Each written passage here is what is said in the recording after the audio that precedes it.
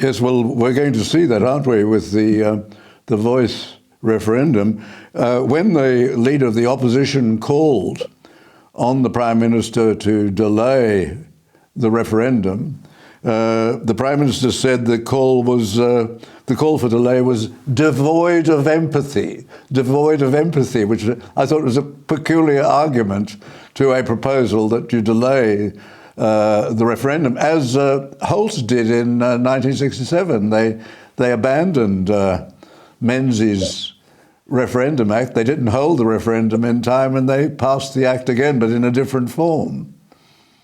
Look, the most notable thing about the current referendum campaign is that it's abandoned what was previously the orthodox approach, where there was a serious attempt to explain the position. There would usually consider what happened with the Republic referendum.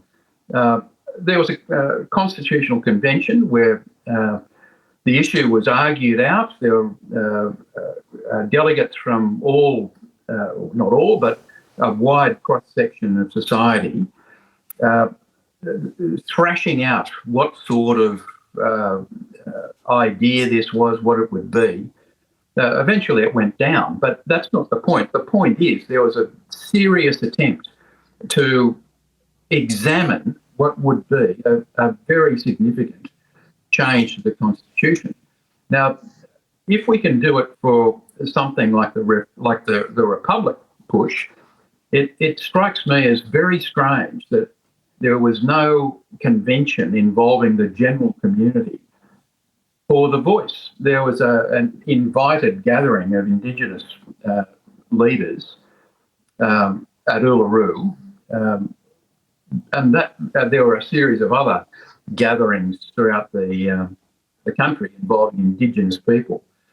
But the reality is that the Constitution is owned by the entire community. It's not owned by one subset of society.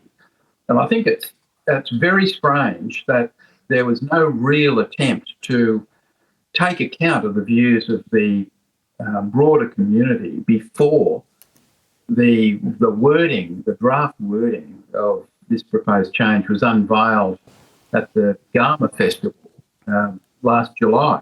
And I think that was a terrible way to start. If the object of the exercise is to persuade people to make a change to our fundamental law, the last thing you should do is simply present it and require people to sign onto it without any involvement. It is, after all, our constitution. It's the entire community's constitution.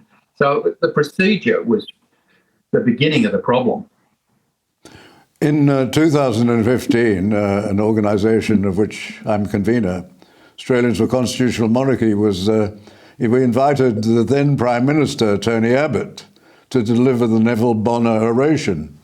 Of the 9 original subscribers to ACM, 2 were Indigenous. There was always a strong Indigenous interest in the organisation, probably the influence, I would think, perhaps of Michael Kirby, who was one of the subscribers.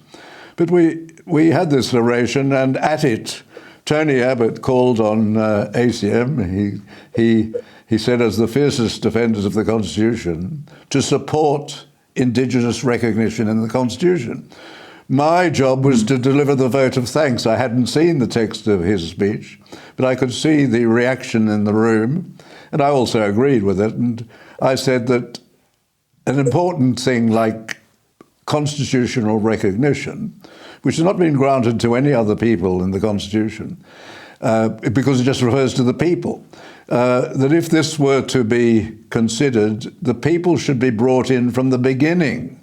They shouldn't just be given a referendum to say yes or no to. There should be, this is worthy of a constitutional convention.